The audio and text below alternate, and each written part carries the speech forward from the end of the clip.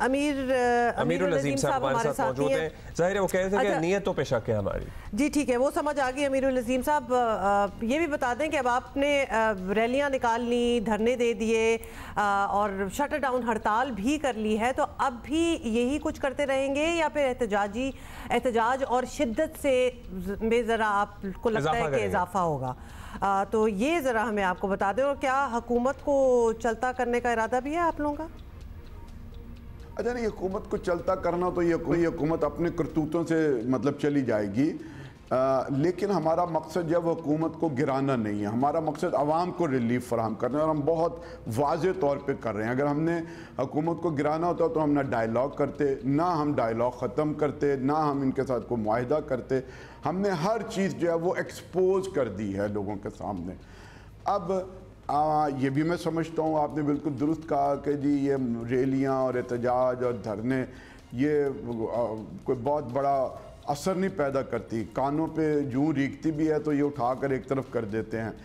असल काम ये होगा कि इसके नतीजे में बिल आखिर हमें आवाम के साथ मिलकर एक मूवमेंट करनी पड़ेगी, जिसके लिए हमने अक्टूबर की कुछ डेटों का तयन कर दिया है कि हम पूरे मुल्क के अंदर 3 रोज़ा रेफरेंडम करेंगे। इस बात के ऊपर ये रेफरेंडम होगा कि हमने तो वापडा के बिलों पर ज़्यादा पेमेंट कर दिया है, यानी जो बिजली हमने नहीं खरीदी सार्फिन से हुकूमत ने कैपेसिटी सरचार्ज के नाम पर ले रखा हुआ है, तो जब तक वो हमारी एडवांस पेमेंट है वो एडजस्ट नहीं होगी हम बिल नहीं अदा करें। अच्छा जी। अच्छा अमीरुल अजीम साहब, अब एक हकीकत ये है कि आप भरपूर स्ट्रीट पावर दिखा भी दें तब भी तहरीक इंसाफ को जमात इस्लामी से ज़्यादा बड़ा ख़तरा समझती है या सीरियस लेती है हुकूमत, तो क्या ये ऑप्शन है आपके पास कि JI, तहरीक इंसाफ और वकील वगैरह मिलकर कुछ मिलकर एहतजाज हो? ज़ाहिर है जब सब मिलेंगे तो जो नताइज हैं वो मिलने का भी ज़्यादा इम्कान होगा। अब मेरा ख्याल है ये बात आपकी सही है, आहिस्ता आहिस्ता ऐसे ही हालात बनते हैं और हमेशा तहरीकें उठती हैं, चाहे कोई एक यूनियन करे, एसोसिएशन करे, एक जमात करे।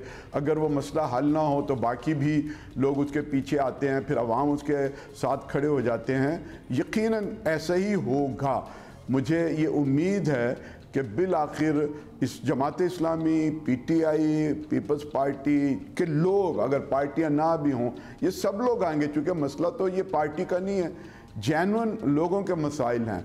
फिर ख़ास तौर पे जो वापडा के मैं समझता हूँ कि स्टाफ है, मुलाजमीन हैं, उनकी जो यूनियंस हैं, उनके लिए भी बड़ा मसला है, उनकी सर्वाइवल भी है, चूँकि उनकी कंपनियाँ जो है वो प्राइवेटाइज कर रहे हैं, उनकी मुलाजमतें ख़तरे में हैं। और हुकूमत ने तो अभी कैबिनेट ने एक चीज़ मंजूर कर दी है, लाजमी सर्विस एक्ट, जिसके नतीजे में वापडा के अंदर कोई एहतजाज नहीं हो सकता।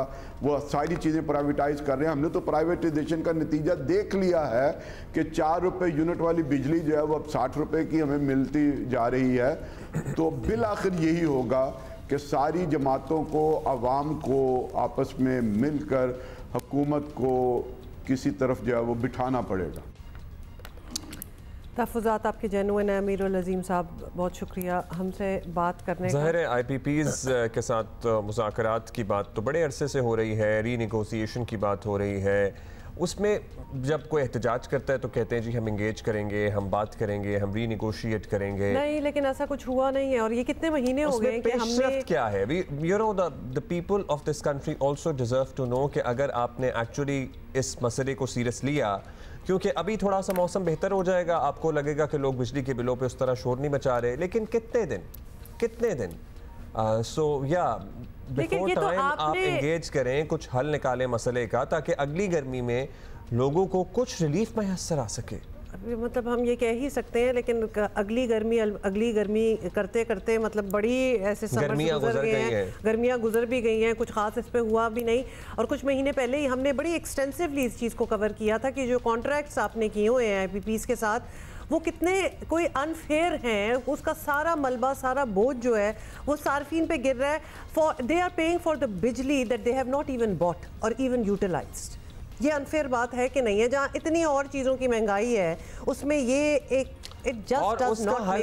लोग सोलर की तरफ जा रहे हैं और जाएंगे, मतलब सूबाई हुकूमतें अपने सोलर प्लान्स और प्रोग्राम्स ला रही हैं, फिर कैपेसिटी चार्जेस मजीद बढ़ेंगे, उसका क्या हल है? जब तक आपकी बिजली सस्ती नहीं होगी लोग क्यों कंज्यूम करेंगे? और ज़ाहिर है जब नहीं कंज्यूम होगी तो फिर हमें भुगतना पड़ेगा। So it is a very complicated issue.